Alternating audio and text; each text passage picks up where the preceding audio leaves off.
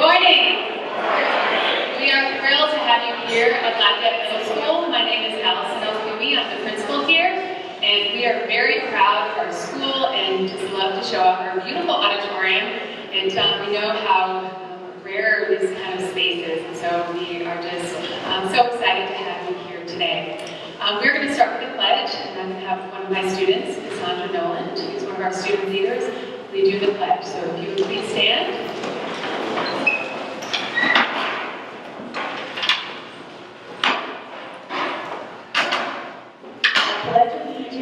To the flag of the United States of America, and to the republic for which it stands, one nation, under God, indivisible, with liberty and justice for all. You may be seated.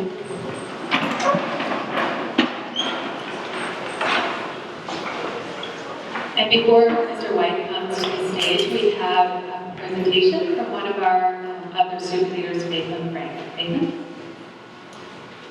Good morning. We want to present this book to Mr. John. All of our new sixth graders are here with you, and it's just a reminder of the time.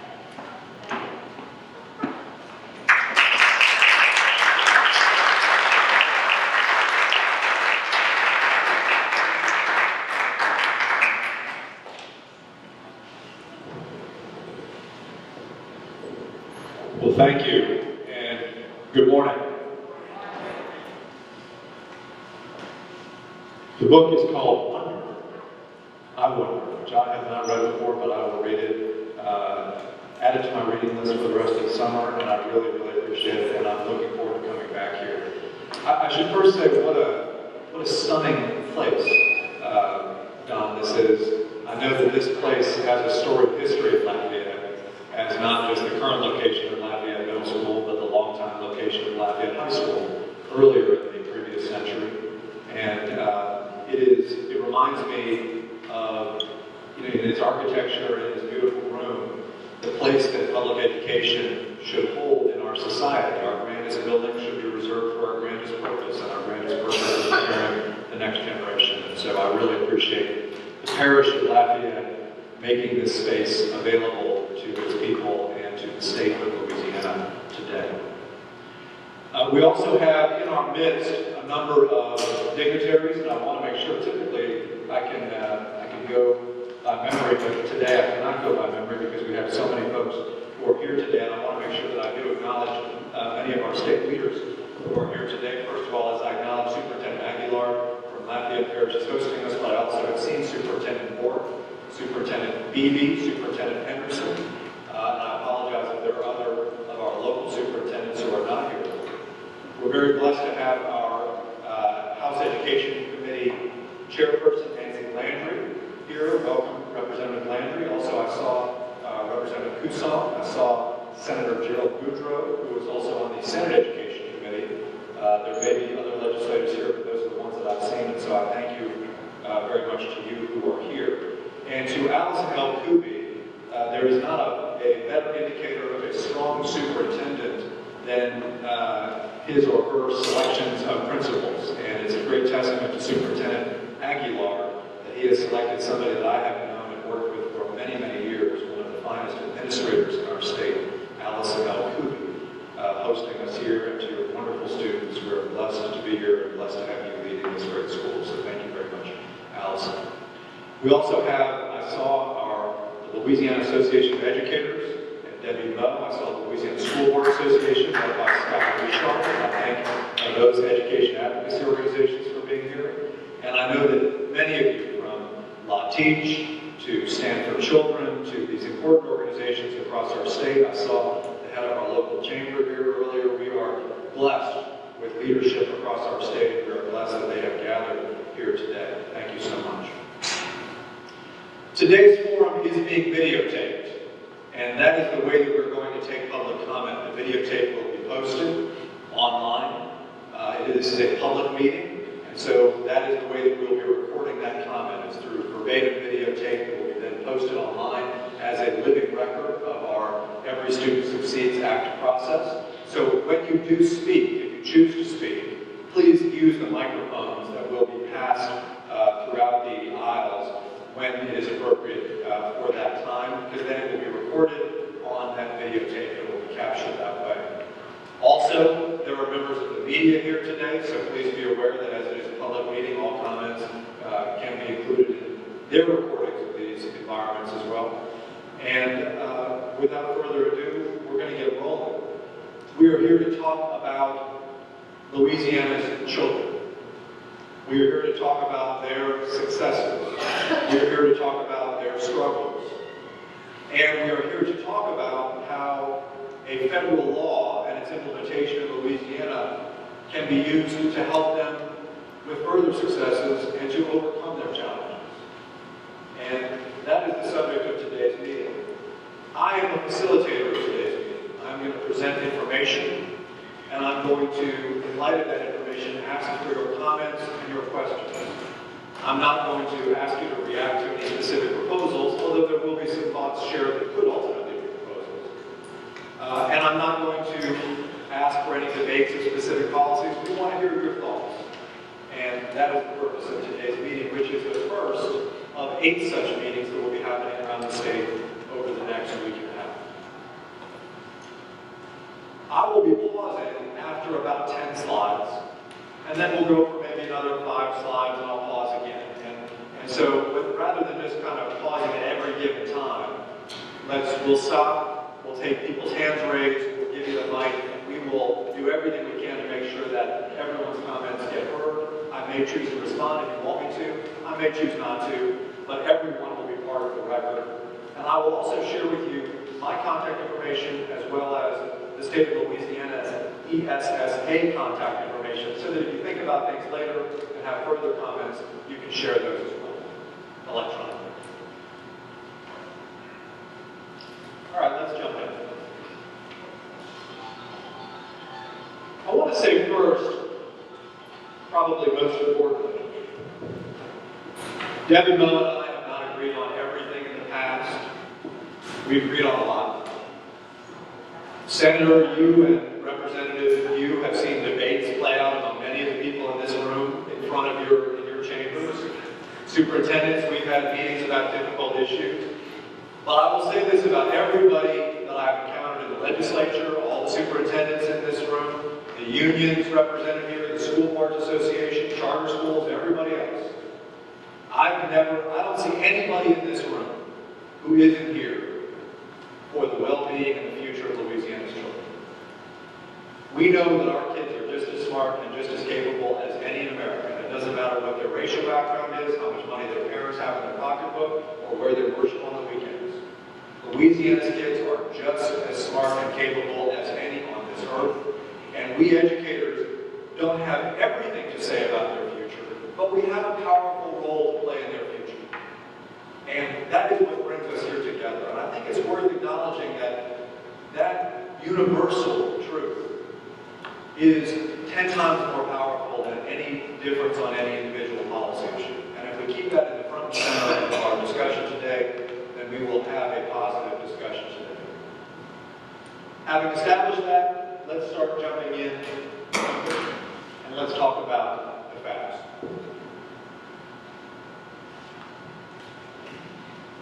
Before we talk about the next plan, the ESSA plan, it's worth talking about the current plan. And it has worked in many ways, and it has encountered struggles in other ways, but the current plan has 5 pillars.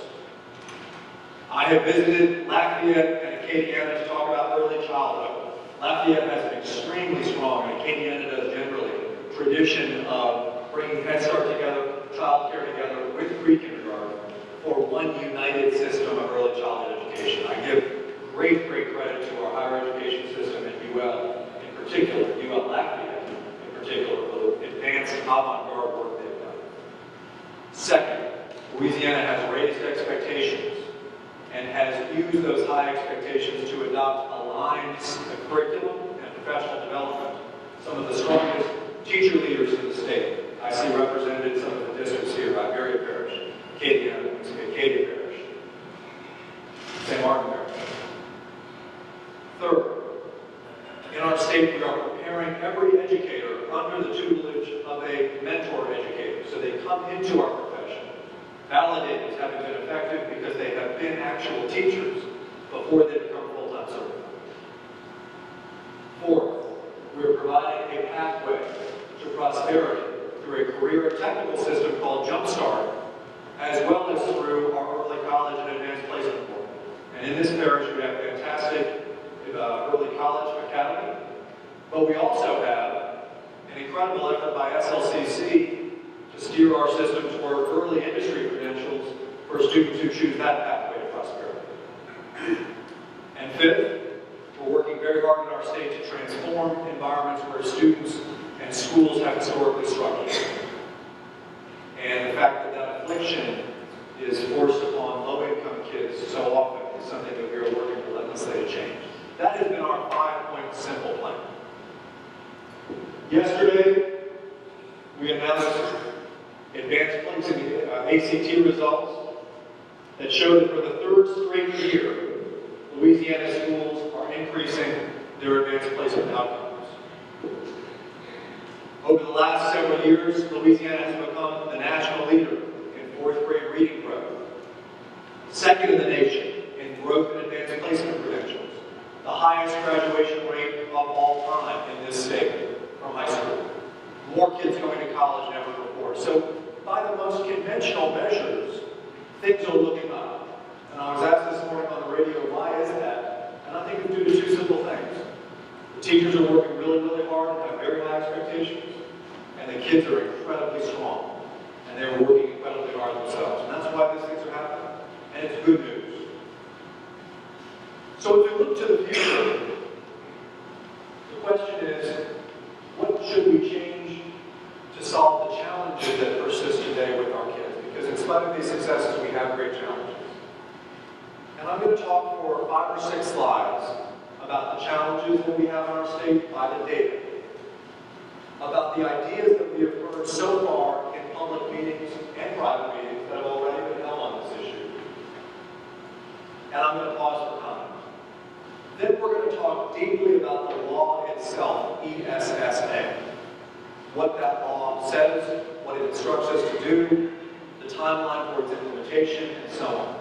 And then I'll pause for comment again. And so please be prepared for questions, your thoughts, as we move ahead today.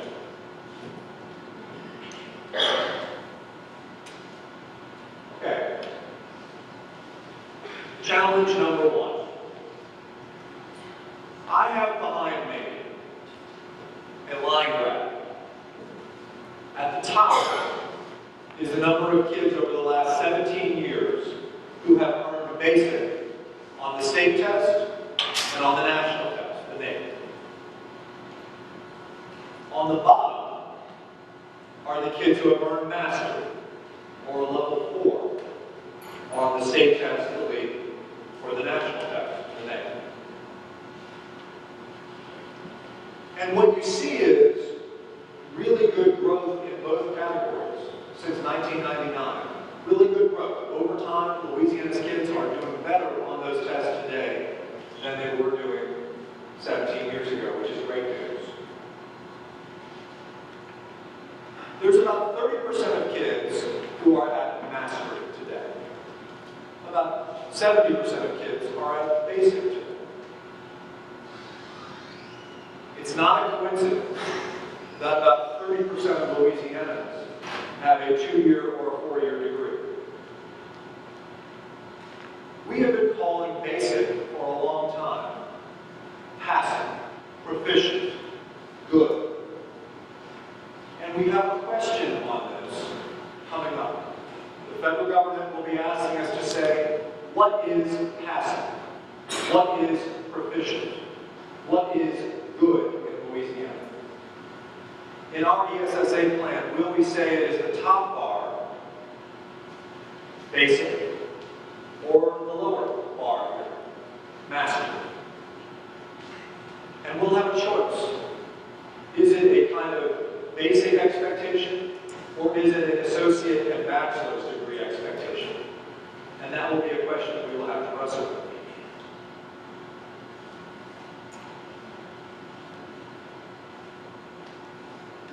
This next chart shows how some of these things play out over time. you see that we graduate nearly 40,000 kids a year from Louisiana high schools, an all-time record high of 77.5%.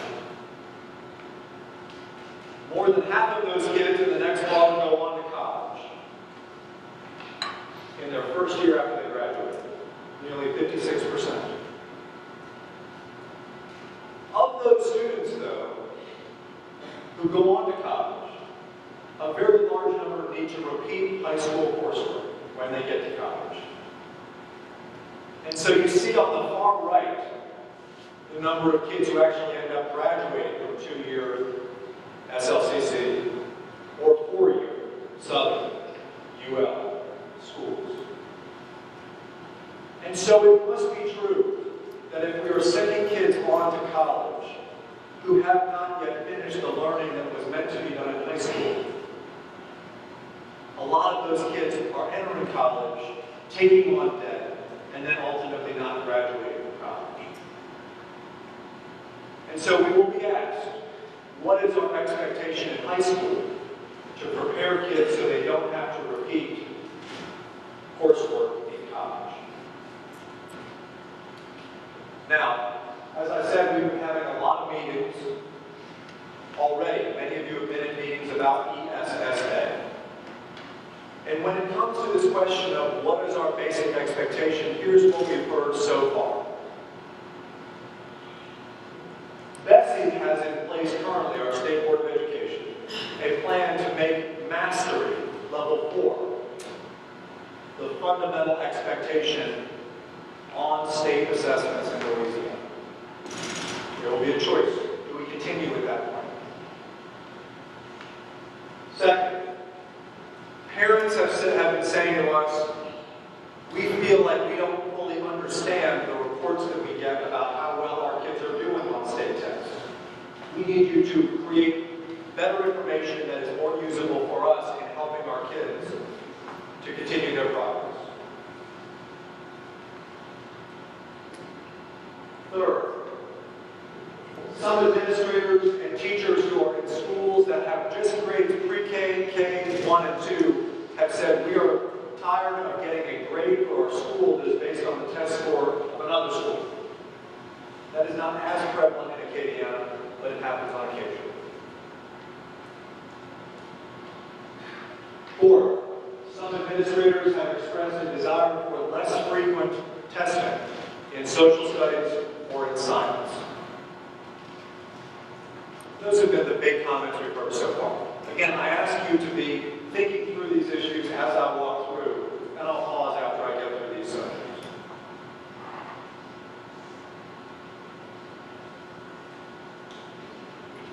Okay.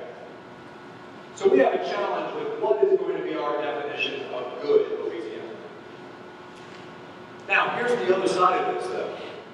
Turns out, when you raise the bar, as has happened in Louisiana, not every student rises to that bar at the same pace. And the federal government has said to us, in your ESSA plan, you must account for achievement gaps between what they call subgroups of students and the general population. Your students with disabilities, are they making progress? Your English language learners, and you know well that we have more students in our state than ever before who are not speaking English as their home language. How much progress are they making? Your students of different racial backgrounds, your students of different socioeconomic backgrounds, and you can see on this chart that when we raised expectations academically for all students last year, our achievement gaps did not close. We still have wide achievement gaps between our low-income kids and their peers, between our students with disabilities and their peers. And the federal government will say, how are you going to change that? Here's what we've heard so far. We've heard from many advocates saying that a school shouldn't be graded based on how strong academically are the kids when they come to you. Schools should be graded just as much based on how much progress do they make while they're with you. I live in Baton Rouge. We have a high school called Baton Rouge High. It's one of the top rated schools in the state. It's a great school. It's also a school, though, that has an academic criteria for coming into the school. We also, in my parish, have schools that have no such criteria, but they make great gains with kids, even kids who struggle. Should we be grading those schools in a different way?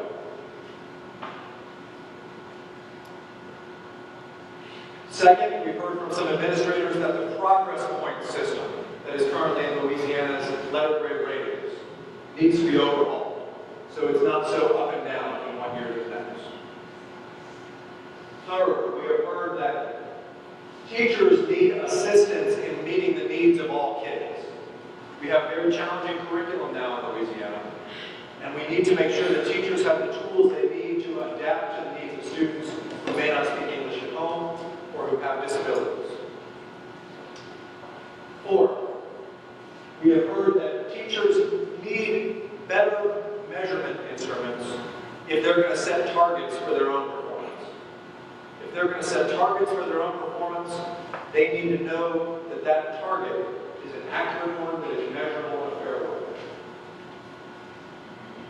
And fourth, principals of alternative schools have said to us, how can you grade us exactly on the same basis you grade every other school? Our school is an alternative school by nature. These are prominent things that we've heard along the way.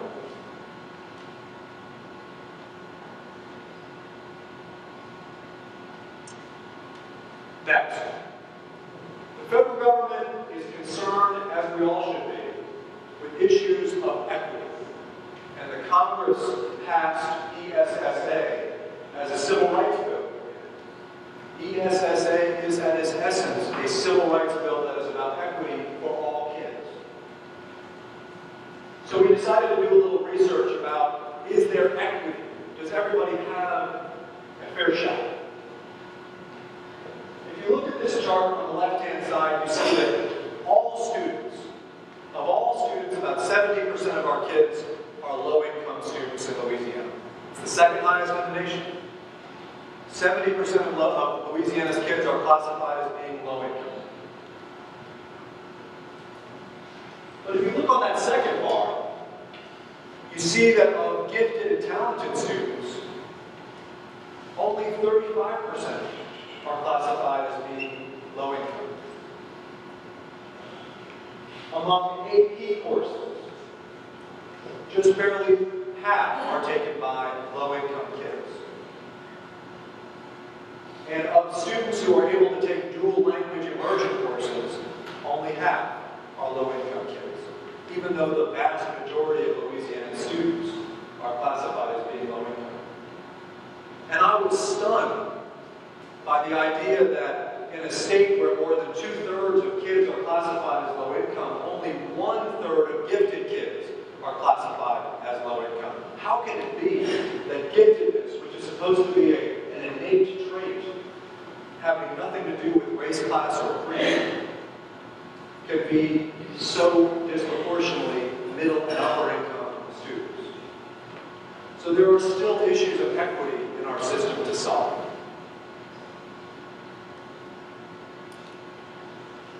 When we ask about these issues, administrators have told us there are credentials like associate degrees or high-set degrees, or GEDs, that students are achieving that are of value, that deserve greater credit in our accountability system. We have heard from advocates who have said there needs to be greater credence in our accountability system and our rating system given to arts, music, language, things that aren't measured on the traditional suite of standardized tests. Legislators have said that there are wait lists for dual language immersion schools and that parents who want such services must be provided access to such services. And fourth, we've been reminded that anytime we think about these issues of dual language, of associate degrees, we have to make sure that we are treating our rural parishes fairly in any rating system, so as not to bias against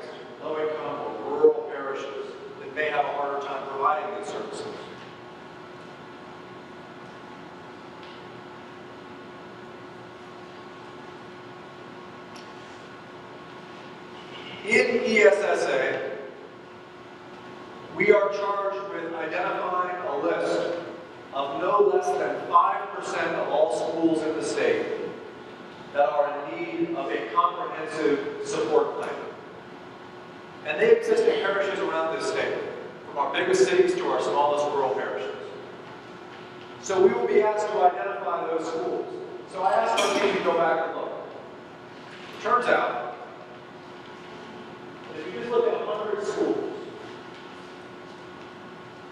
there are about 30 in our state, high schools, that don't graduate but 2/3 of their kids every year, still today. There are about 70 schools that have no more than 12% of kids who are scoring at that mastery level and never have.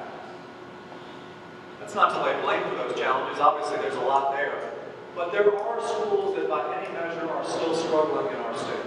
And the federal government has asked us to identify them. And when you dig in and when you look at it, you see on this chart, on the left-hand side is our general population, 44% African American. On the right-hand side is the population of kids in these schools, nearly 3/4 African American. We must end this crisis of schools that are predominantly African American communities that are not achieving at a measure that any one of us would accept for our own children. And we can't do that. And the federal government is asking us to do that. What have we heard so far? Well, Bessie has said we've mainly focused their work on school turnaround in Orleans Parish and in East Baton Rouge Parish. But they have not done, Bessie itself, a lot of turnaround work outside of those two parishes. It is fair to say that this year we have seen more energy than in any year in the time since I've been in this role, from smaller parishes and parishes other than those two, in applying for federal money to turn around their low-achieving schools. And that we can do more of this in the future. But the districts and schools will need struggling support. Will need support for struggling schools. And I give the Congress great credit, because in this law it says no less than $500,000 per year shall be given to the schools that you identify as struggling to turn their situation around.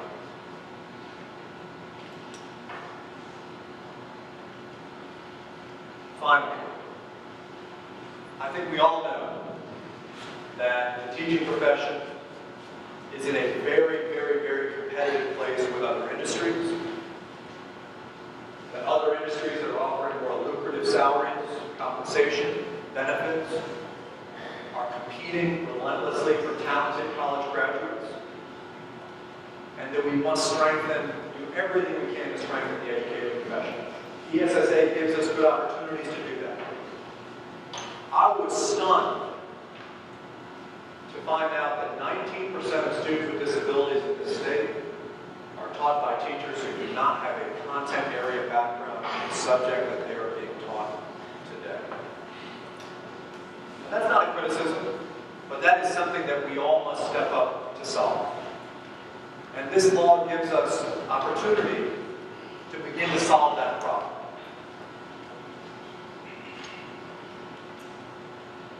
We've heard from educators that they want more time practicing in the classroom before they become full-time educators. We've heard from teachers and principals that they want access to strong professional development and time to collaborate while they are in the school, facilitated time to collaborate during the school day.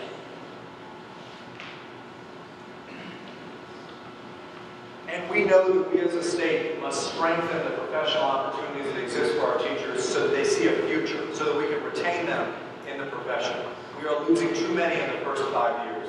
If we give them hope of a future step, we can offer them a career in which more will stay. Losing half of our teachers in the first 5 years is something that we must change.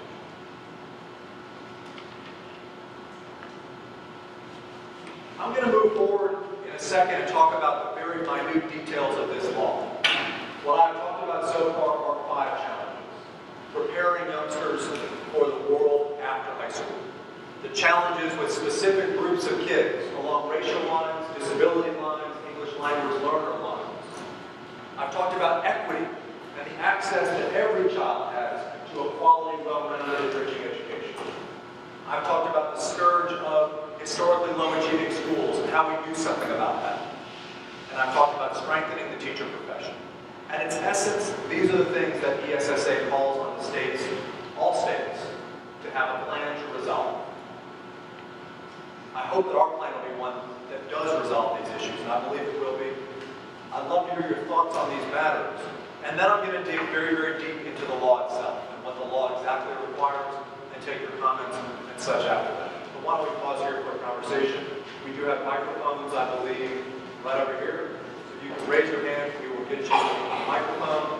If you could tell us who you are and any other source of information to identify yourself, that will be recorded for the record. Thank you very much.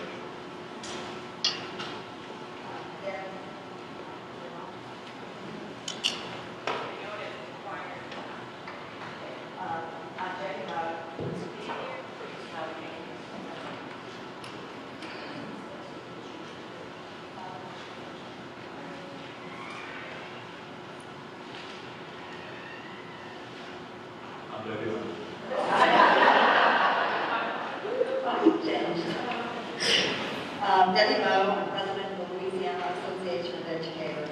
I have several things that I do want to say, and I know some of this is rooted in state law, but I'm going to say it anyway.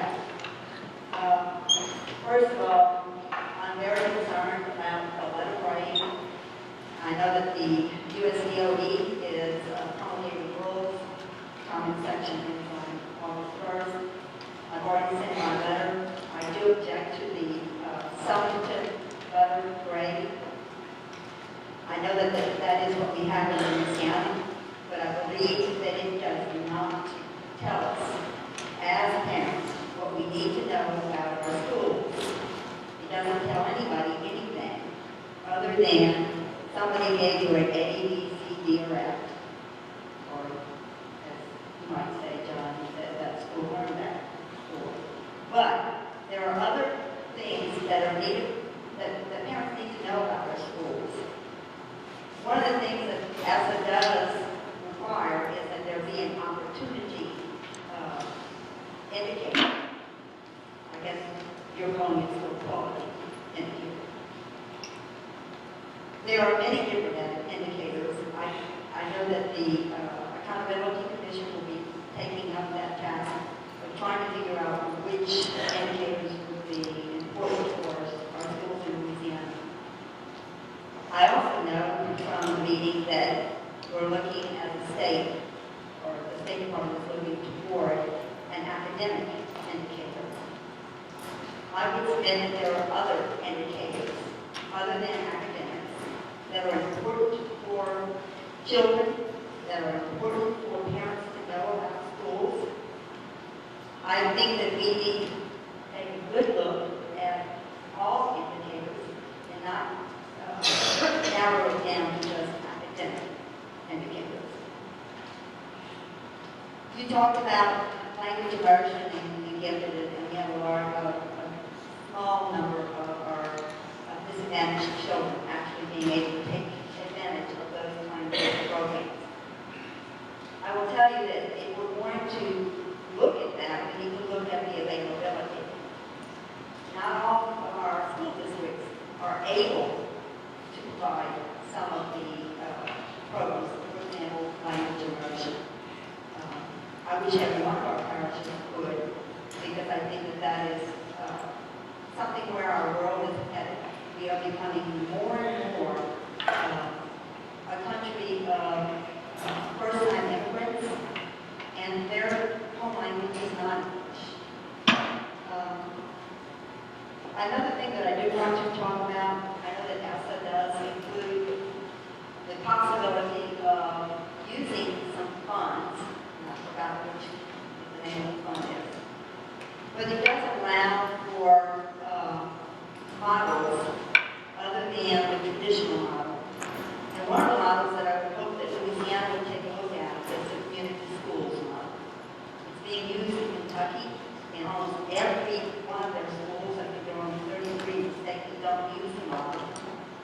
it has the potential of bringing in the kind of community support and involvement that we want every one of our families to participate in. These are some of the things that I am very concerned about. There are others, but I'm not quite so much. I'm going to hold my comment and let's get to the next speaker. Thank you.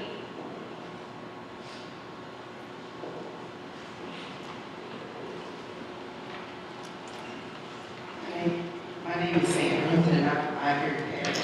And my concern is low-income schools. How are you going to improve low-income schools when you have new teachers with no experience in low-income schools, and you have lots of discipline problems, and then even when the new teachers come in, they don't stay on, so a high turnover rate.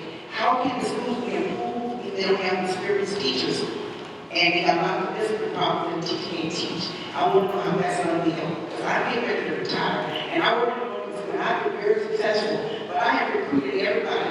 My friends are retired, I go and I recruit them to come and help me in my classroom. And I have not been successful by myself. I've only been successful because I've had lots of outside help. And I want to know what's going to happen to my kids once I'm retired. I totally agree with your sense of the issue. And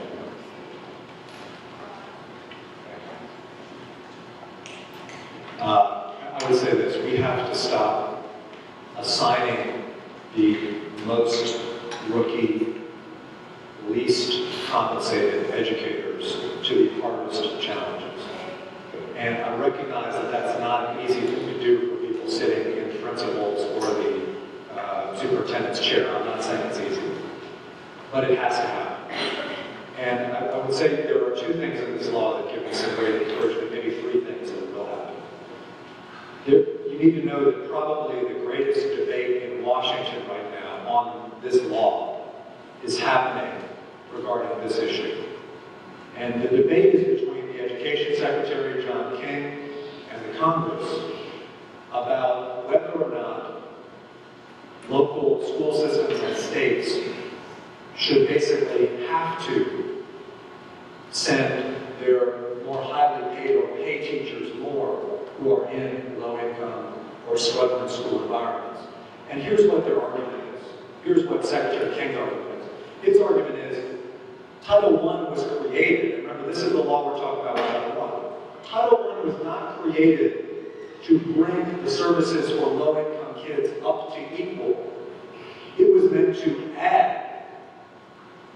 But today, when you look school by school, and this is not a Louisiana issue, this is an American issue, it is true that in many low-income environments, if you look at the teacher salaries, which is most of what we spend in education, well, if you have the lower paid teachers in a given school, that means you're spending less money in that school. So actually, we're not starting at equal. We're not starting at equal. We're starting at less money where the kids themselves have less money. So they're going to create regulations that are going to make us think about this, number one. Number two, for the first time, and I give the administration credit for this, we have to report publicly as to the teacher salaries, the teacher credentials in every school. We have to report this publicly, so we have to show this now. But third, here's the thing I would say.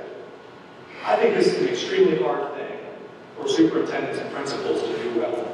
Because it's very hard to say to somebody, you're getting on in your career, you're more advanced, take on the biggest challenge, take on the hardest thing.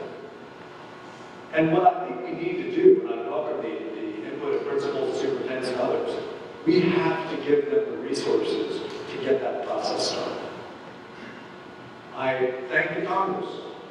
The Congress said to the states, you must use not 4% of your Title I funding, but now 7% of all Title I money in the state must specifically go to transforming the most struggling schools. And naturally, a lot of that, in my view, should go toward attracting educators and compensating them for taking on those challenges. And I hope that will begin to solve the problem. I don't have fully formed plans on it yet. I would welcome the input of others, but I appreciate you very much. You and Debbie both are raising some very difficult and important issues.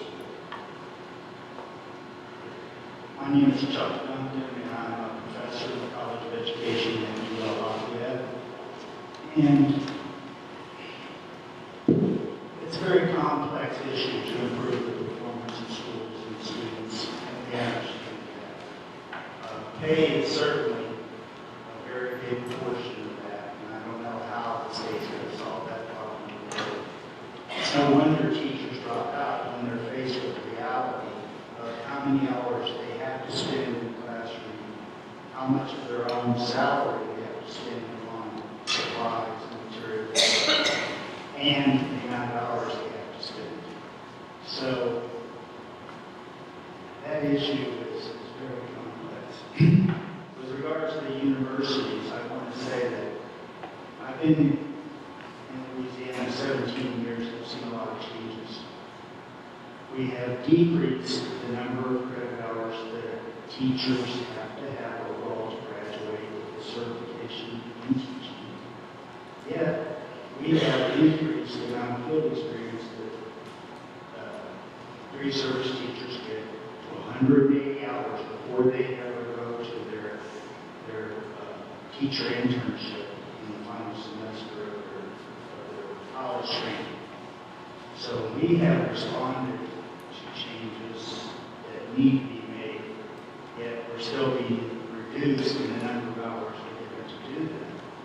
I would say that we need to look at some of the other cultures, pointing to the successes in terms of progress in Louisiana. And I would like to say I believe that part of that is due to the changes that the colleges and universities have made. We want to be active partners, and we want to train teachers better. But we also find that it's difficult to place students that are in classes in the schools because the schools have so much pressure that they don't want rookies. So I just wanted to point out that universities have been working hard. I think the alternative certification program needs some strong attention in looking at because some of those programs allow people that can't make it in the College of Education programs to go out and be teachers through the back door. And that puts weak people out there. I'll just say quickly, you make two, I think, really good points. One, we need to look at how hosts of student teachers are evaluated. We need to relook at that. And secondly, there needs to be accountability that is equivalent for alternative providers as to hiring providers. I agree with you. I have a comment and a question. Could you just identify yourself as well, please? Thank you. Yes, I'm Clancy Radcliffe, and I'm a professor in the English department at UL Lafayette.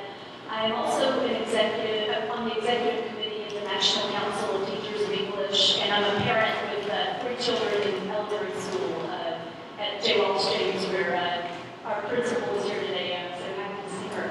But the comment has to do with my field, which is college composition, first year writing. And one of the, as I understand it, ways that schools can get points in their evaluations, the high schools, is by having large groups of students take the CLEP exam and similar kinds of exams. And the increased number of students taking these exams has put additional pressure on the universities to effectively waive the first year writing requirement. And I definitely understand wanting to get students out of remedial coursework. However, writing is really an intellectual activity that needs to be continued all throughout college. It's not really having it reduced to a CLEP score can be very misleading and misrepresenting what writing instruction is. So that's my concern that I wanted to share. But my question has more to do with guidance counseling. So I'm wondering if you could say a little bit about that. And I know that is part of the ESSA, and it's very important in all the schools. So I'd like to know what the state has planned to support guidance counselors, maybe a better ratio of students per counselor, professional development counselors, etc.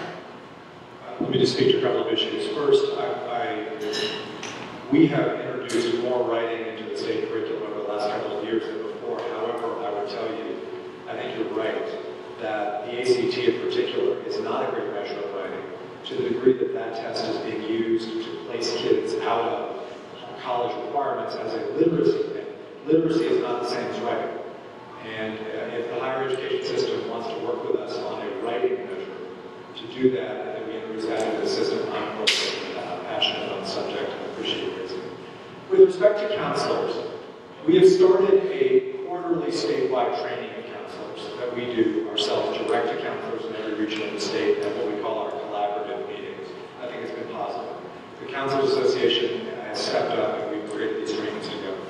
However, I think that largely the counselor profession is one that is under increasing strain for two reasons. One, more kids than ever before going to college, which puts that strain on them in high schools. But secondly, you have fewer kids who are in stable home environments than ever before. We just need to acknowledge that. And that puts more of a strain on the traditional job of counselors. So I think we have to ask ourselves, how much support are we giving counselors in doing their jobs day to day? And I think, frankly, if schools are supplementing to find ways to get more conversations with kids, and rather than putting all of them on the counselors, that's the best way that I've seen it. When I've seen, for example, states or schools, that are partnering career companies to assist their counselors in doing their jobs, an outside nonprofit to assist counselors in doing their jobs, I've seen it take off. It frees the counselors to do the work of counseling kids and so important that they do. I'd love to have conversations with folks about that if you have ideas, but I agree with you. Increased responsibility and a ratio of 1 to 400, which was in my high school, is not a path to success for counselors, and they could not be more important in the current environment.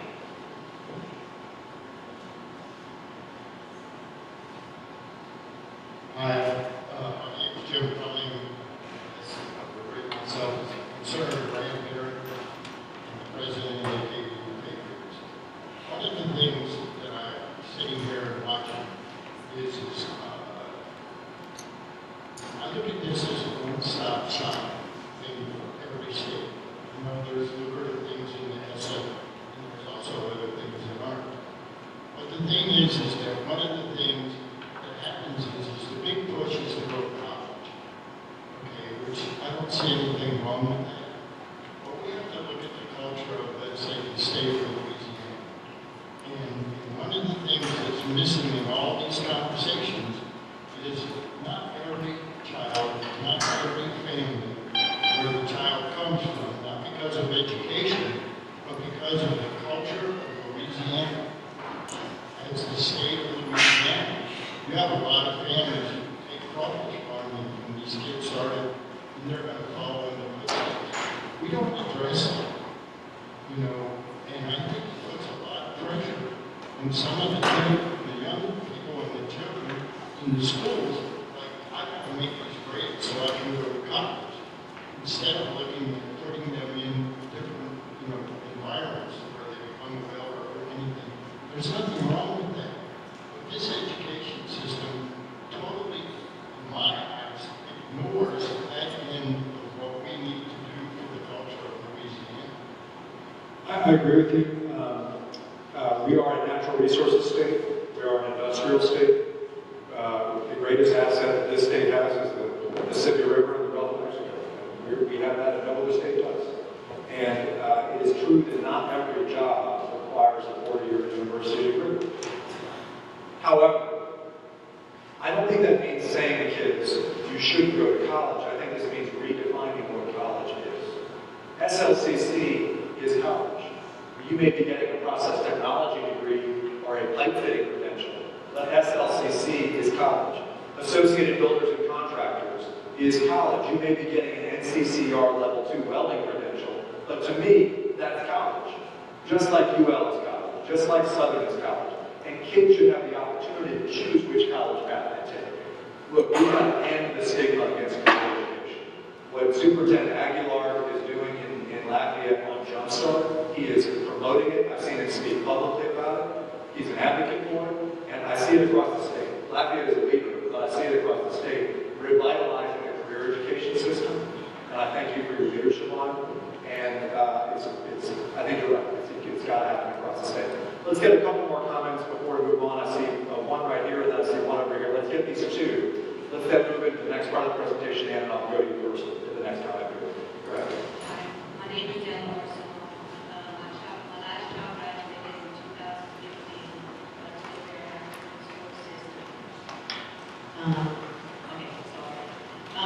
Part of the problem in high school with kids is that they don't realize that they have the ability or the opportunity to go to college or get some kind of trade for whatever reason. And it might be because they grew up poor and they don't believe in themselves and they don't, no one told them that they have that opportunity or that ability within themselves.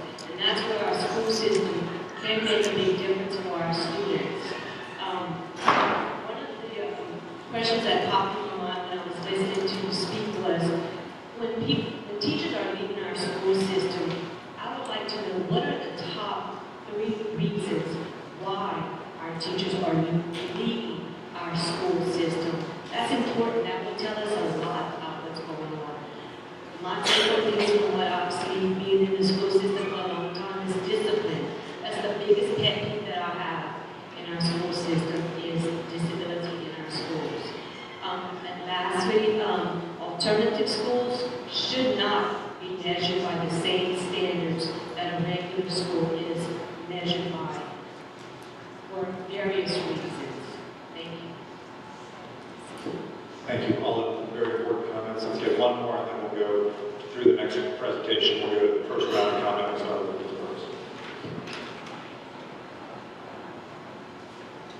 Hi, good morning. I'm Jody Leon, principal of the Middle School. We are the highest site in the district. I want to go back to the lady, I'm sorry, I don't remember her name, about her comment about new teachers being put in the higher settings, and I definitely agree with what this lady said. I think as an administrator, it's my responsibility to ensure that any teachers coming into my site have the supports that are necessary, and I think that may be where the breakdown is. And I learned that from experiencing it, having new teachers coming in and thinking that they should just know what to do, they really did. And so now, through experience, we put in a really strong year-long mentoring program within our school, where our veteran teachers carry our new teachers throughout an entire year, because anytime that you're in a non-traditional alternative setting, it's so unique that you can't even think that if you're coming from a traditional school that you're going to know how to manage that. Another thing that I think would be very beneficial is that in teacher internships, I feel like if a portion of that were spent in a higher risk setting, I think that would be beneficial to new teachers as well. I did my student teaching in the highest performing school in the district, and my first job was in the alternative school, and thankfully, it turned out that that was my passion, but the settings, the internship setting didn't prepare me for what my first teaching assignment would be. So if there could be some appreciated internships that would be spent in higher risk schools, so that you could experience the living room setting, I think that would go there as well. I really appreciate that comment, and we're going to move on. I think we should understand you can create a supportive environment in a very challenging setting. And I did look at some of the schools in the area where I came, and some of them I've been to, some of them I haven't, but Paul Grove, for example, I know is always a school that's talked about as some challenging situation, great gains, a very supportive environment. Dale Coteau Elementary would be one that comes to mind. People always talk about that when they talk about professional environments and great gains for kids, a lot of who have real challenges at home. So I agree with you, and it's something that needs to be in the plan. One thing I'm encouraged by, and I know it's not for everybody, I see a lot of districts doing this through the TAP model. And I think one thing that keeps coming to my mind is what solutions to this are research-based. And the truth of it is the research on TAP in our state and elsewhere is very, very good. And something that's on my mind as we think about this challenge. Let's move forward and talk about this actual law. So now we're going to get into the weeds. In 1965, the federal government passed a law called the Elementary and Secondary Education Act.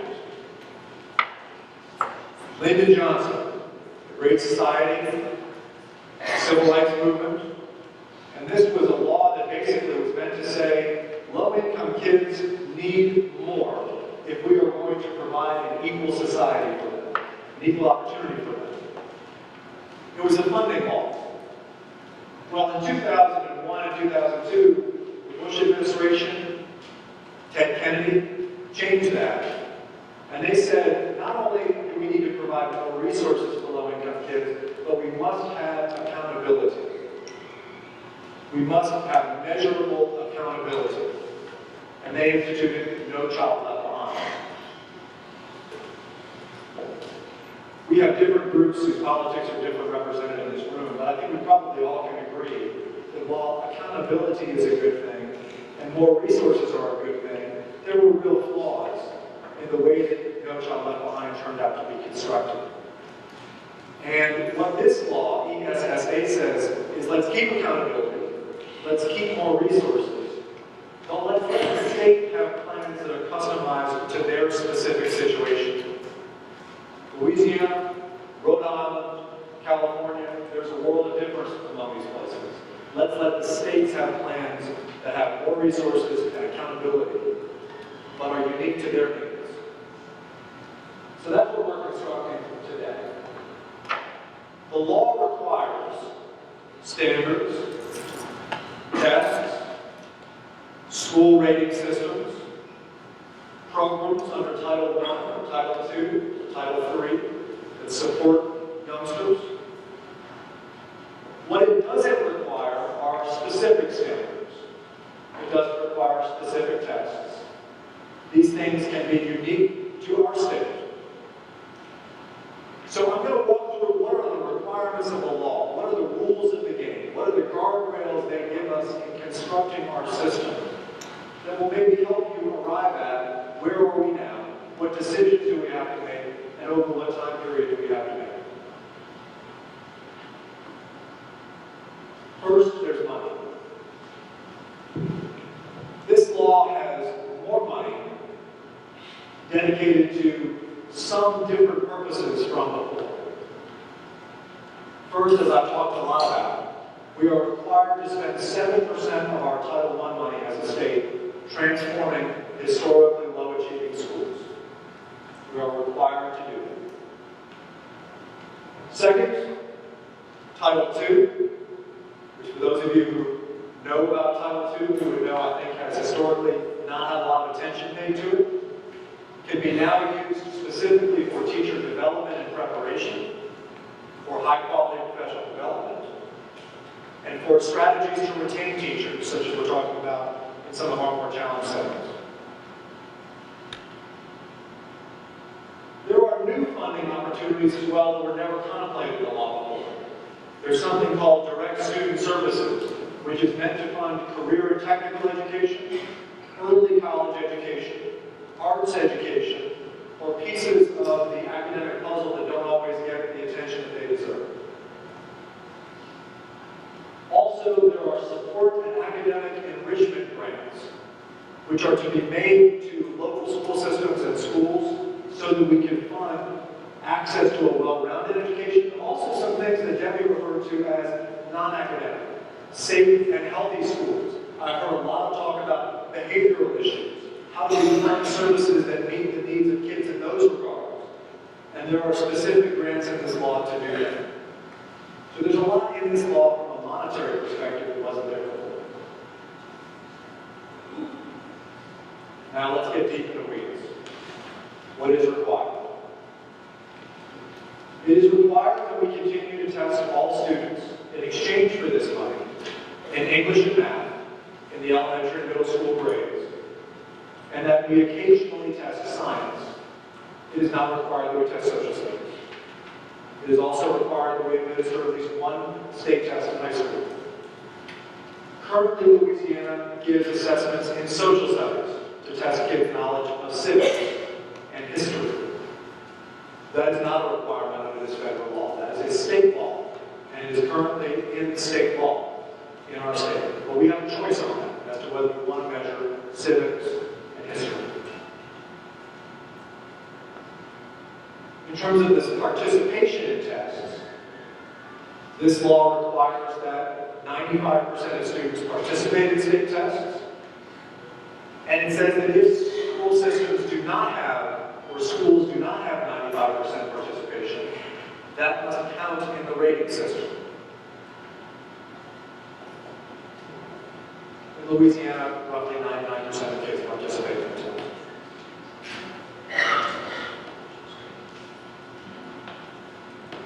It says that in the rating of schools,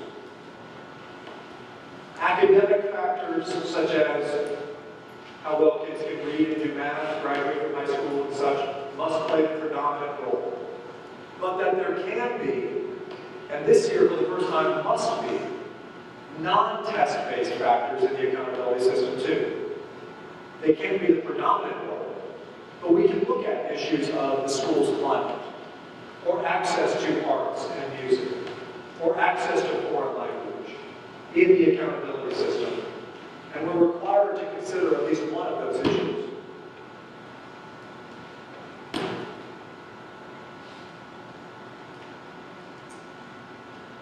It says that we can continue to count not just is a kid high performing in the system, but did the student make growth over the year?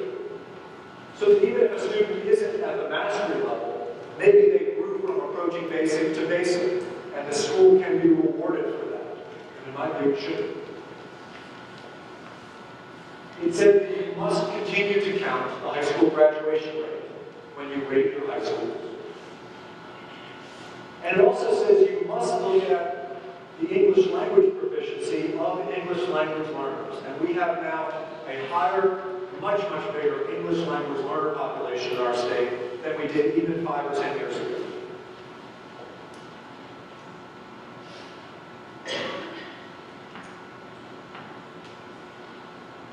It says that you must have a rating system within your tests. You must be able to say that a student is at basic or is at mastery. And then you must have a rating system for schools that has at least 3 levels. Our rating system today has 5 levels, A through A.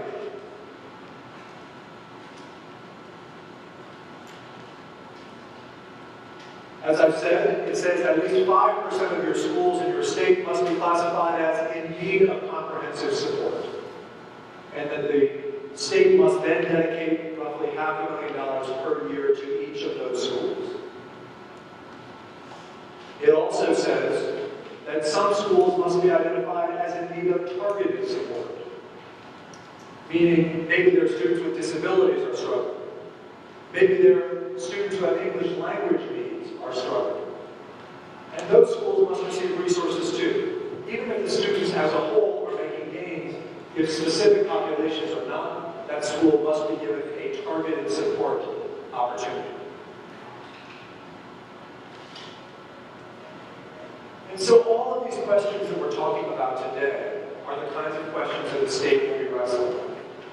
What is our main academic expectation? As we've said, is it a college level? Is it a workforce and college level? How do we define that? What is proficiency?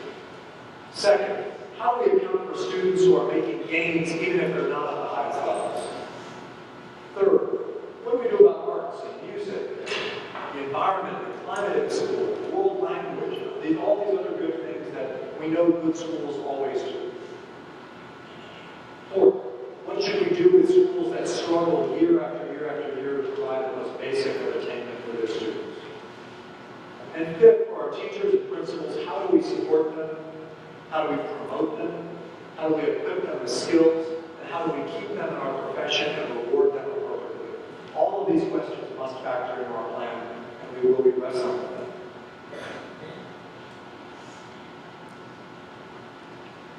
The timeline is as follows. Currently, obviously, we're at these top bars, summer discussions. I've held meetings with civil rights leaders, meetings with business leaders, meetings with school system and school leaders. Today, I'm going to Lake Charles, tomorrow, Alexandria and Shreveport, and across the state over the course of the next couple of weeks, having similar meetings to this to gather public input. We will go back and we will provide then a framework, a very broad outline of what will be considered, the questions that will be considered in Louisiana's and we'll post these meetings as public comment to be reflected in them. In the fall, both in public meetings like this one and in Baton Rouge, there will continue to be public deliberation over what should be ultimately in Louisiana's plan. And ultimately, there will be a draft for public consideration, so that rather than just talking in concepts, we're talking about a draft plan. And people can poke holes in it, people can say what they support, people can say what they oppose in that plan. In 2017, Louisiana will submit its final plan to the federal government, and that necessitates their review and their approval. By that time, there will be a new president, there will be a new Secretary of Education, and it will be a different discussion, so we're a long way away from that time. As it is currently conceived in Washington, the 2017-18 school year is the first year of implementation. That means these new funding programs I'm discussing. That means any adjustments to the formula for rating schools. That means new programs of support for teachers and principals all must go into effect in 2017-18. So we've got about a year before implementation.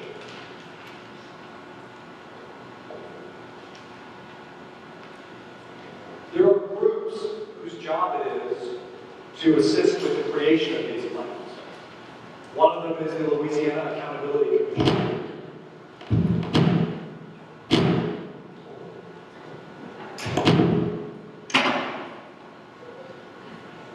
Louisiana Accountability Commission. You have spoken.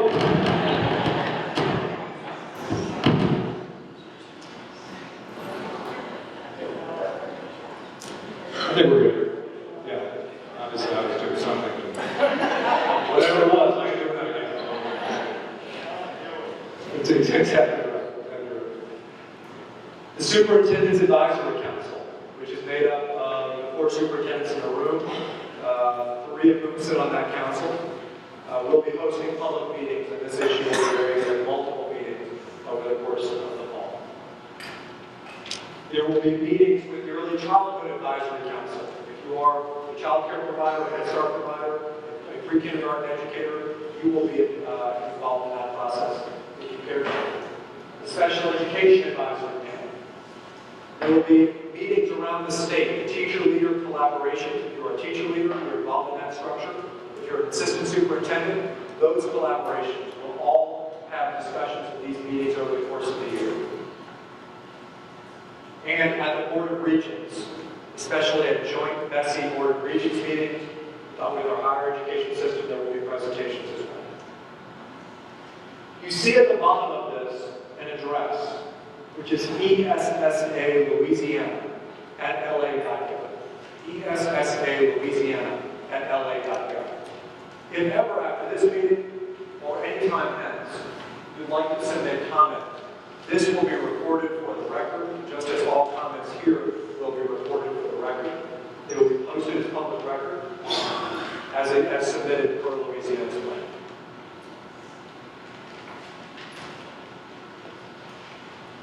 There is also a website, louisianabelieves.com/ESSA, that you can go to review today's meeting, to review the public comments, and to review any draft as those drafts are posted as the year goes on.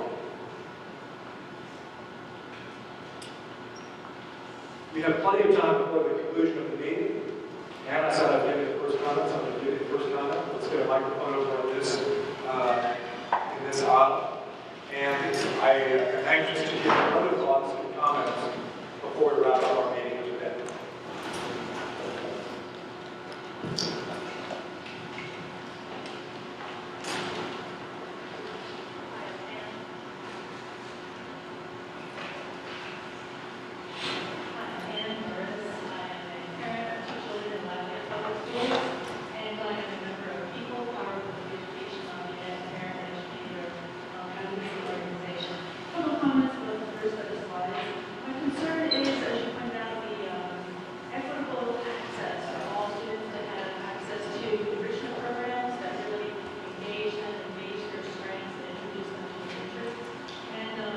I'm wondering if you could do an initial gifted and talented eligibility screening that's universal instead of just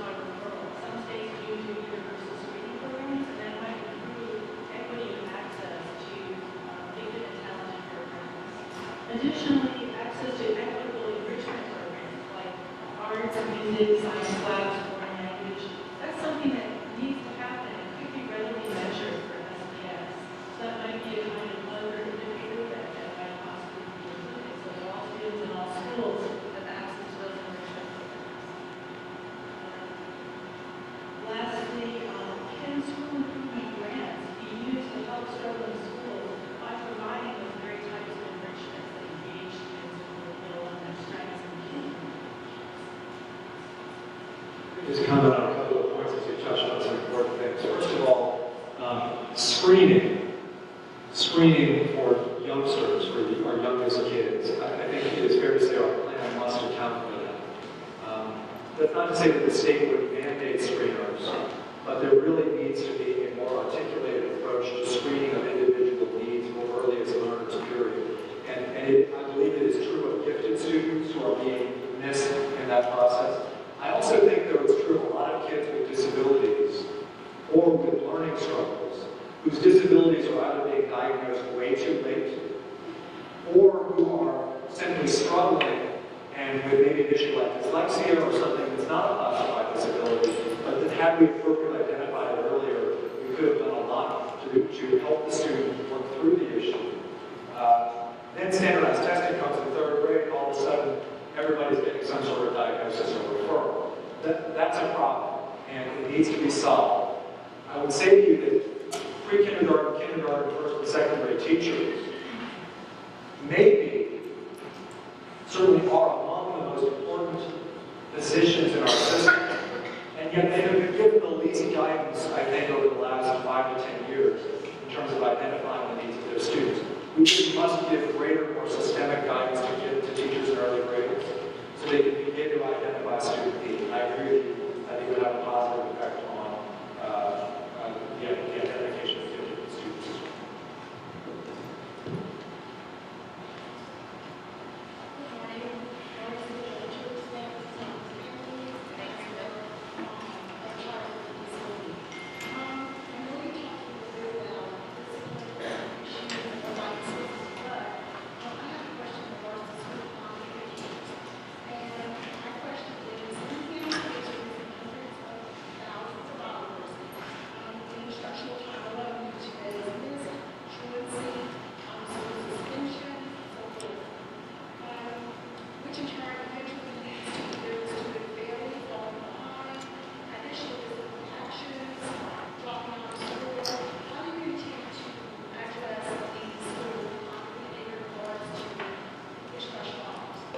Thank you for that, and by the way, thank you for your advocacy for kids with disabilities and for KDM. I'm sorry, the question was about, there are exclusionary disciplinary practices that are going back decades, obviously, which basically put kids out of school for extended periods of time. We know from the data that that has a disproportionate effect on males, it has a disproportionate effect on Black youth, and it has a disproportionate effect on students with disabilities. So in a way, you're taking kids who need to be in school, you're saying you are struggling, but we're going to put you out of school. It has a counterintuitive sense to it. On the other hand, of course, we hear from teachers saying, hey, wait a minute, I need support. I'm not able to make contact with the family. How do I get support to deal with this child's struggling needs? I have reviewed the Southern Poverty Law Center's proposal, which I think is a very, very good one, that we include some measure of school climate and the extent to which kids are being put out of school in the accountability system. And here is the one thought that I've shared back, and I think the challenge we all share. I think we all would agree that one part of being a good school is having your kids in school.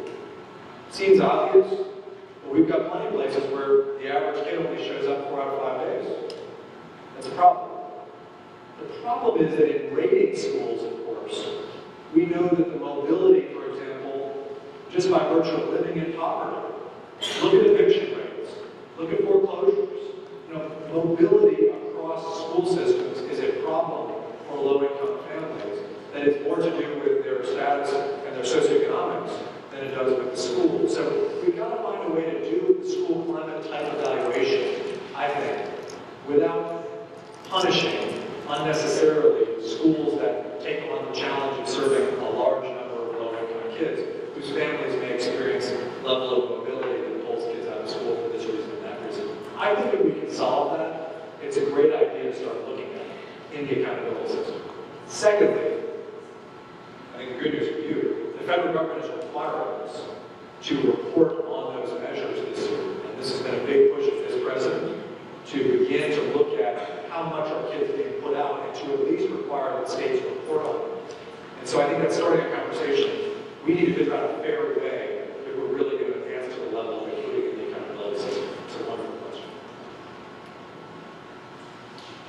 Hi, it's Carlos Hartman, Vice President of the Lafayette Charter Foundation, which two charter schools here in Lafayette Parish that we operate. I was wondering if you see a significant difference in funding early childhood education between No Child Left Behind and ESSA, even measuring outcomes. I wish I had a better answer on this. Unfortunately, there is not a difference in, well, I should say this. There are grants that Louisiana has won already that are going to be continued under this law. But we have already won those grants. So we don't see dramatic advantage in funding early childhood education. We are at a point in our state where a child care, a Head Start, and an LA4 are roughly funded at the same level, which is good. However, we have two problems. They are not adequately funded per student to pay for a college-educated teacher in that classroom at a sustainable salary. And secondly, there's not enough.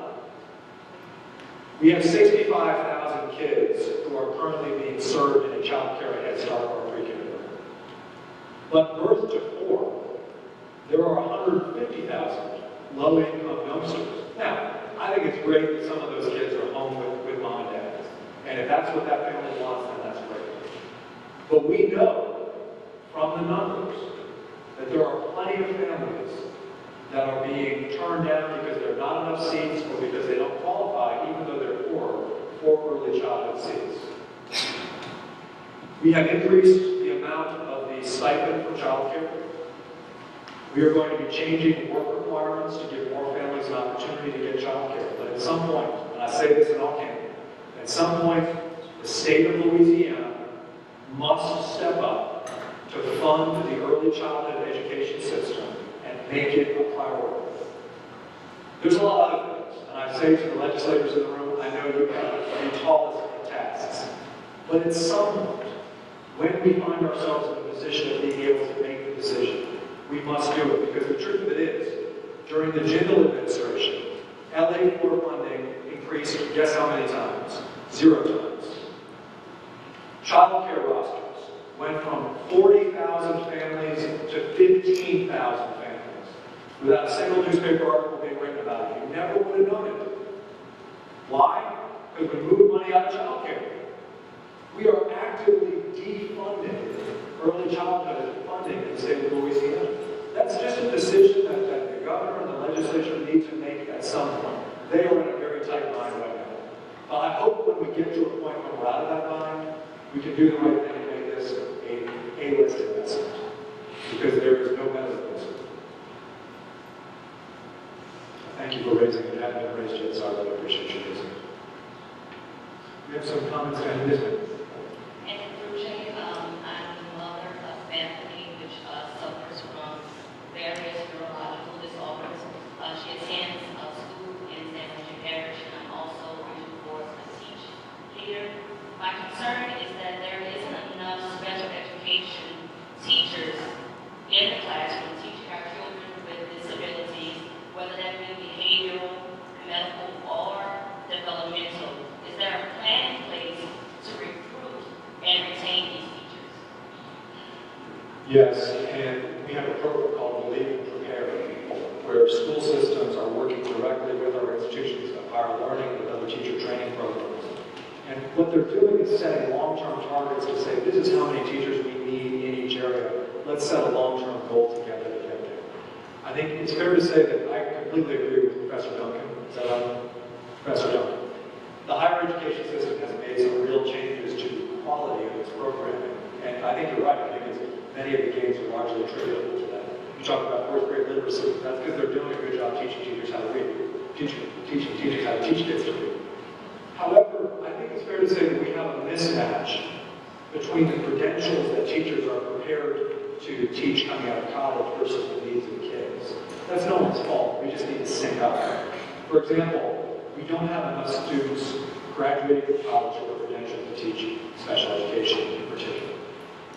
We have a lot in general elementary education. So what does that lead to? It leads to needing short-term fixes and to turn to alternative routes for special education. So many, many more of the more short-term fixes, and I spoke to this earlier, are special education. I think if we meet up, we set long-term targets. We say part of the role of higher education and alternative trainers and teachers is to train teachers who will ultimately teach students with disabilities, and that is part of their accountability. I think that's the way to steer the system.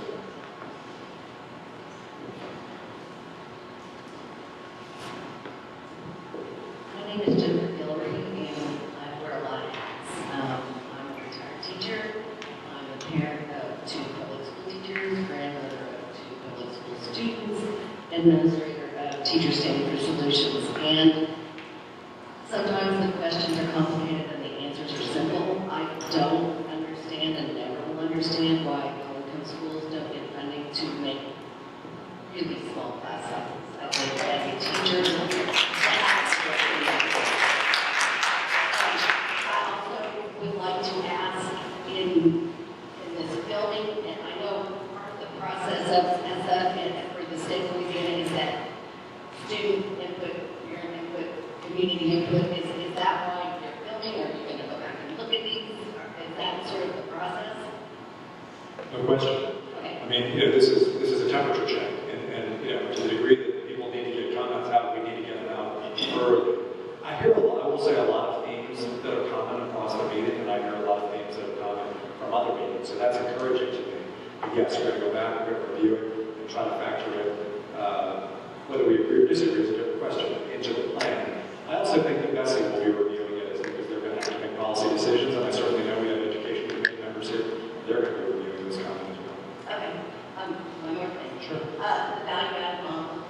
As a teacher, I just don't know if the community understands that in the first few weeks of school, you are trying to predict what your students will do at the end of the year, and you have very, very little information. And I know that the percentage has gotten smaller, but I'm asking you as a parent, as a retired teacher, to make that as small as possible. It's really a ludicrous.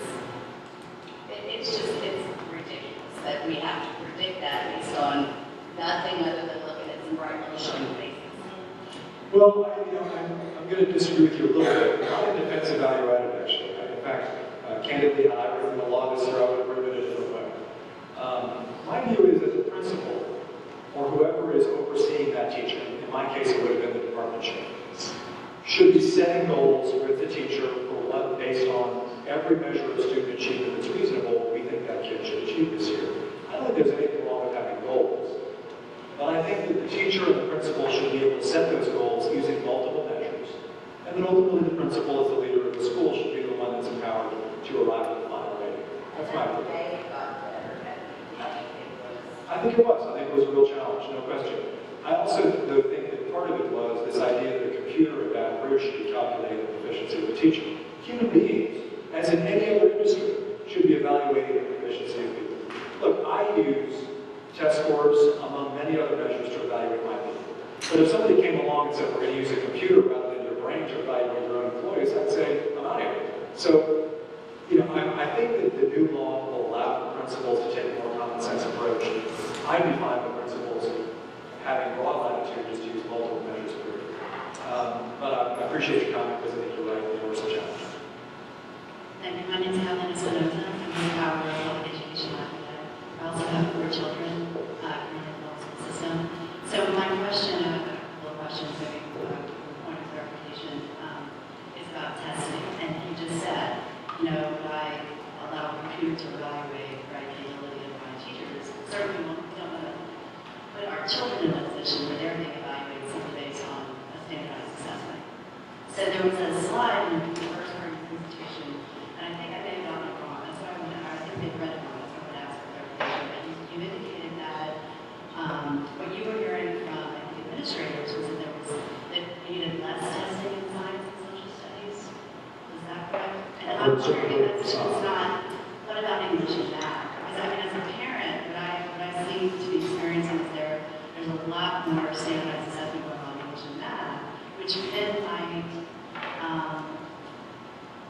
it takes away So that leads me to one of my questions. Stan, what is you mentioned also that there's a requirement that testing be part of measuring growth. And I'm wondering what percentage that is. So then the remaining percentage becomes other measurements of growth. And so what are those other measurements? I mean, can a student, can a school have a portfolio of measurements that allow for a number of different ways of growth? So I'm going to, you've raised, Ms. Espinoza, it's about minutes. You've raised some important questions, and I read some of your thoughts in the newspaper as well, so I'm well versed in some of them. So I'm going to talk for 3 or 4 minutes, just kind of about testing, because that seems like something that's kind of on people's minds. To start with, why do we test? And standardized testing, is it perfect? No. And as a teacher, are there some challenges in dealing with it? Absolutely. And we've mentioned some of them today. However, it was put in place as a way of assuring the civil rights of all kids, too. There needs to be some valid measurement to assure families that, especially those populations of kids who have been disadvantaged over time, aren't being disadvantaged. We're going to shine a light on whether or not they're actually making progress. So it has an important purpose. The federal law is, as with other civil rights issues, says you must measure it in the following ways, or you don't get federal money, basically.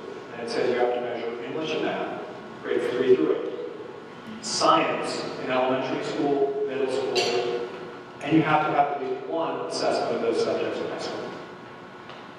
Now, how does that differ in Louisiana? Well, we do science in grades 3 through 8. We do social studies in grades 3 through 8. We don't have to do social studies, according to the federal law. In high school, we have multiple end-of-course tests. We have the ACT also, and we have AP, we have CLEP. So we are fulfilling the federal requirements today, and we're doing more. And that is not in federal law, that's in Louisiana law. And as I understand it, why were those things created? Well, because you hear from people regularly, kids don't know enough about civics, kids don't know enough about our history, kids don't know enough biology, chemistry, what have you, and we have to get them to verify that those skills have been acquired also. So it is an easy thing to say that testing them doesn't teach them. However, I will tell you as a teacher pre-standardized testing as you were, there was also a lot of teaching going on without a lot of verifying that anyone was actually learning. And then kids go on, only to find out when they get to college that they're not remotely ready for college, except they just took out $25,000 in college loans. So I don't disagree with you. I've taught in tested subjects, I've taught in non-tested subjects. It is great to not have to have a standardized test at the end of the year always be the thing that determines what you teach. But as a policy issue, I understand why without that, a lot of kids fall through the cracks with nobody ever calling the school or the teacher on. So let's accept that there's always 2 sides to the coin, okay? Now, we have a decision. Do we sustain the current testing regime in Louisiana or not? And I would agree and disagree with some of the critiques that John's speaking. I would agree, especially in high schools, that there is too much duplication of testing. Look, I think it's a good thing kids take the ACT. More kids get a shot to go to college. That seems to be a good thing. They shouldn't have to do that and also take an English 3 end-of-course test, an algebra end-of-course test, a geometry end-of-course test, an AP, a CLEP, and all that stuff. Let's clean out that stuff. Let's have a couple simple tests in high school. The ACT is the main one. And let's leave it at that. So I think we can clean up high school testing a lot. Second, the length of tests in elementary and middle school. It is unacceptable to have 2 different weeks. We did that 2 years ago, we told us to. Let's do 1 week at the end of the year. No more than 2% of all instructional time should ever go to state testing, period. Third, should we test science and social studies? That's a question that I'm wrestling with. I see the value in it because I talk to people who are advocates of our kids knowing their civics, our kids having the skills to navigate the global environment, our kids having a knowledge of Louisiana and American and world history. And the reality is, if you have a system that doesn't value that, you could have a school system that doesn't teach as much of that. So you have to wrestle with these questions. I'm not saying that I agree or disagree with some of the testing positions that I see taken in the papers. But I want us to wrestle with the flip side of that argument also. And so we have these questions on the table regarding testing. Now, regarding how testing is then factored into the accountability system, yes, Ms. Espinoza is right. We have a chance under this to define things that you and I both know good schools do, that nobody made them do because there's a test about it. The arts. We just had an amazing elementary music school task force led by the teacher of the year that produced a set of recommendations that insisted we get back to real music instruction for elementary school students in our state. We have a state where most elementary schools have waivers out of providing world language. And they're allowed to do that by the law in Louisiana. Do we want that? Or do we want to be teaching kids Spanish, French, Mandarin early on? These are questions that we need to wrestle with. But school systems may rightly say there's a cost to those things. I say all this to say that none of these are easy questions as to what we value in the accountability system. You put something in, it creates side effects.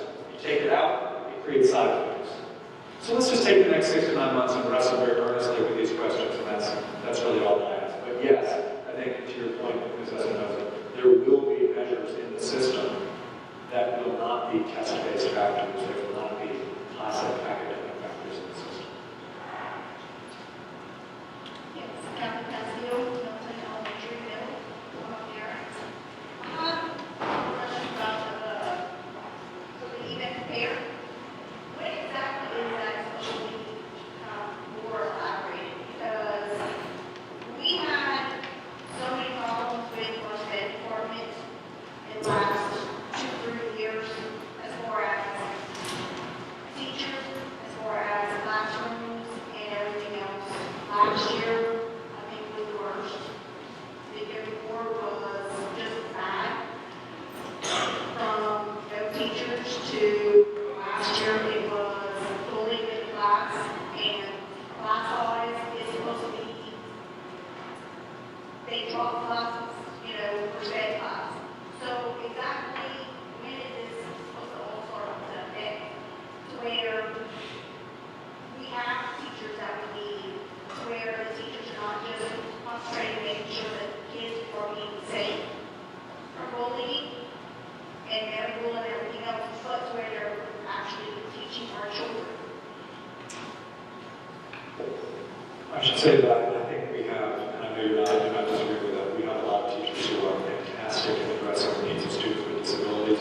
We also, as a system, have some challenges in that respect. And one of them is having teachers who are adequately prepared and having teachers who are appropriately credentialed to service students with disabilities. We are, over time, in the next 3 years, phasing in the requirement that all teachers be prepared in the classroom, in addition to in an academic setting. So if you are being trained to teach students with disabilities, you will get there by way of having taught students with disabilities for a full year before you come into the classroom. We are proposing to invest in that regulation to take effect over the next several years. That being said, I think the more important point we're making is that there is a statewide conversation that I am hearing in every meeting, which is about the preparation of all of us as educators to service the needs of students with disabilities. Do we have an adequate set of skills, and do we have teachers who are appropriately prepared, just a number of teachers, to service students with disabilities? We should never be at a point where we're questioning our ability to meet the terms of an IEP because we don't have a teacher on staff who can fulfill those terms. This should be part of our plan. We have to find a way of solving it. It's a statewide and a nationwide problem right now, and I'd like to continue the dialogue on that. Hi, my name is Lauren Pine. I teach science and social studies in Highbury Parish, and I'm also a teacher leader advisor. First off, about science and social studies assessment, if we're going to be assessing ELA and math, please let's continue doing science and social studies. Our minutes are already limited by state law. The metagame, if you will, of accountability has left science and social studies off by the wayside, and we're kind of all doing whatever we think is best, and being science and social studies generally do that, but it would be nice to receive more official attention from the state for things of that nature. But that was just my statement for that. One of the questions I had was about data, in terms of data openness. Now, you're talking about how you make lots of decisions with data. I'm an engineer by training. I make a lot of decisions with data, especially with my students. And I'm really disappointed in the openness of data that I, as an individual teacher, get from the statewide assessments. I got our science scores back. If I, 5 years ago, would have reverse engineered the numbers and percentages to determine what the raw scores were, I still would only have a scale score number for my students. And that doesn't tell us anything, especially with our LEAP 2025 and the new social studies assessments with contents and claims include a lot of writing, a lot of different question types. A scale score doesn't tell us what our students are doing. We really do need more granulated data pushed down to the individual classroom teachers where you can make those informed decisions. Totally agree. Just to put a fine point on it, we're using 2003 GLEs today in science. Yes. ESSA has called those to be updated. When those are updated, we will update the assessments, and those assessments will have subclaims that are reported to you so that you have a skills-based report rather than just a scale score. Same thing.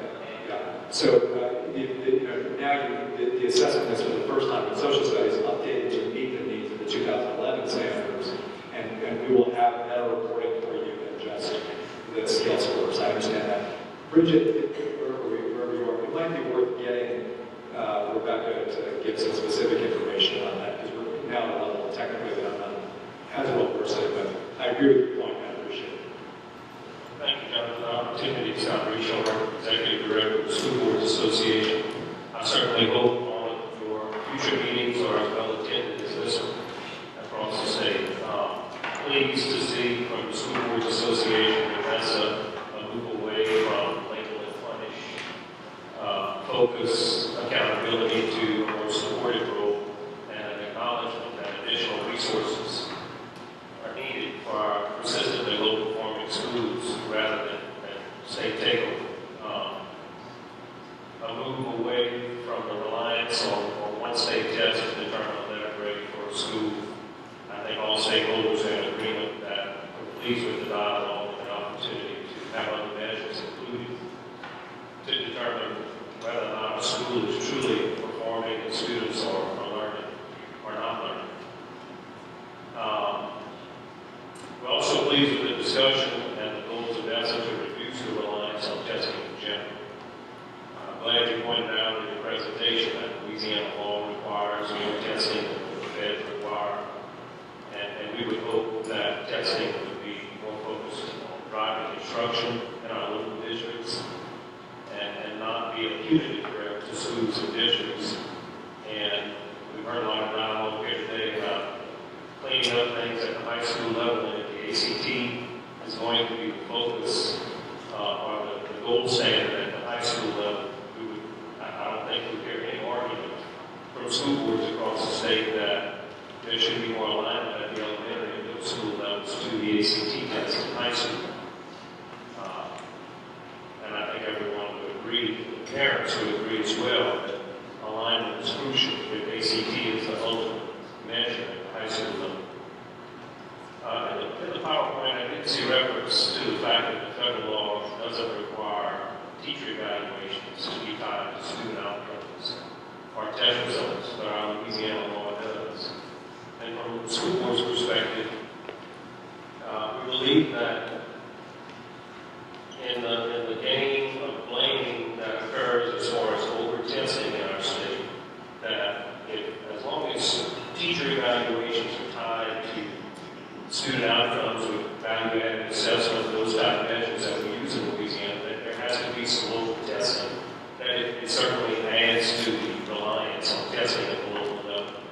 And we know that the goal is to reduce testing at the local level and state testing. So I did see that pointed out in the charts, that there should, or that perhaps there would be some discussion that in Louisiana there's law that requires teacher evaluations to be tied to student outcomes or tests, but the federal law does no longer require that. And finally, as far as implementation goes, the new requirements as you conduct the listening tour over this next several months, there is, as I understand it, there's a peer review process of Louisiana's plan that has to occur before it's approved by the feds, and maybe you can elaborate on that peer review component.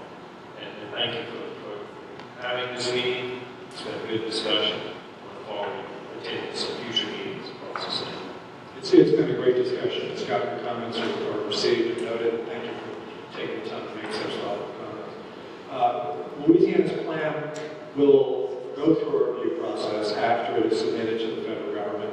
This is the way that they do all of their plans. We don't have specific details on how exactly they're going to do that review, but they're going to basically say, here's the law, here are the regulations. Does what you're doing line up with the regulations? I should say that will be under a new administration. That will be under a new Secretary of Education and a new President. And their orientation to this, you probably noted that the two candidates, although it looks like there'll be more than two, have a significantly different orientation on some of these issues, and so you can imagine that will have some impact on that review process that Scott is discussing. We have one comment here. We're coming up on our last hour, so if there's, maybe we have time for one more comment from someone who has not yet spoken after this comment. Yes, ma'am. My name is Erin Bissett, and I'm a special ed administrator from St. Landry. And I've listened to all of the comments. But as a special education administrator, and some of the problems and concerns that parents have, I just would like you to know and everyone here that some of us as special ed administrators also have the same concerns.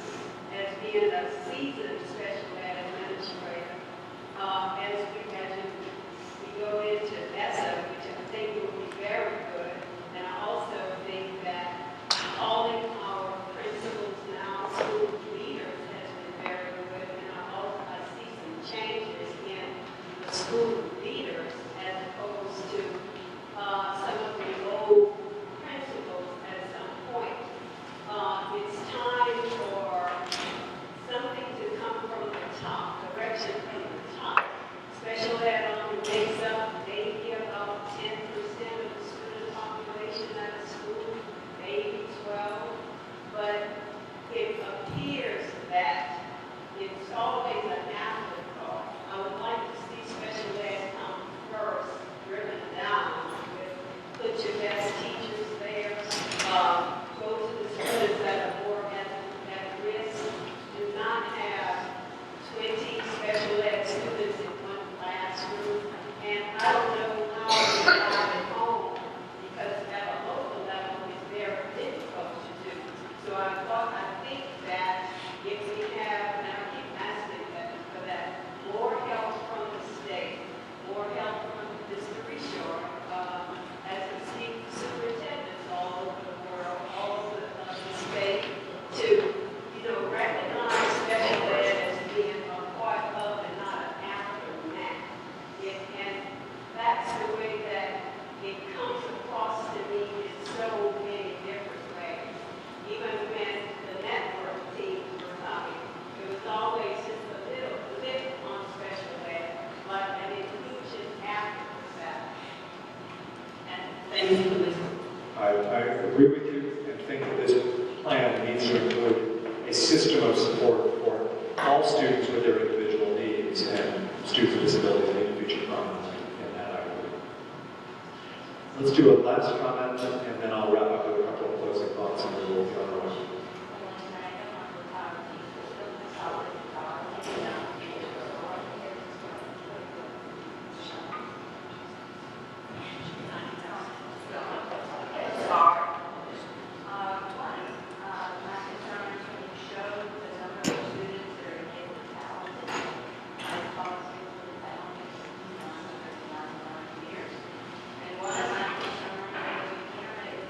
Most people don't know we have the highest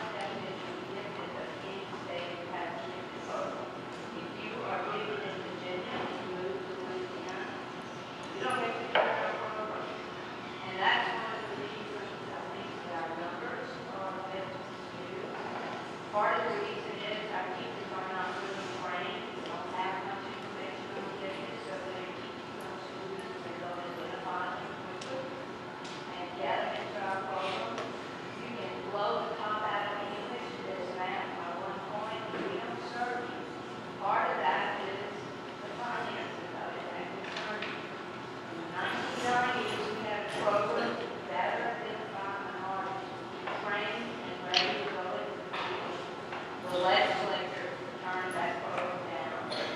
So I think part of our problem with this mentality is we are not aggressively trying to identify and particularly identify minorities. And I think that's a challenge for us. It's better than that. I agree with you, and it's much appreciated. I think you're right. When you look at districts that have a very high share of African American students, you see very often low levels of effort and results on identifying students who are gifted. And we need to change that. We can change it through support. The resources are there in the MFP. It'd be nice if there were more. We need to change it in the way that we go about it. I want to thank first you, Superintendent Aguilar, for hosting us here in Lafayette. I want to thank legislators for being here today. Thank you so much. I know many of these decisions will be coming in front of you as well. And to all of you who took the time out of what is the waning days of summer, I'm sorry to remind you, but it is true. And I appreciate you taking time on a busy morning to come out and hear this talk. Again, Louisiana ESSA at la.gov, or you can go to our website for more information. We look forward to seeing you at the next meeting. Thank you so much, and have a wonderful day.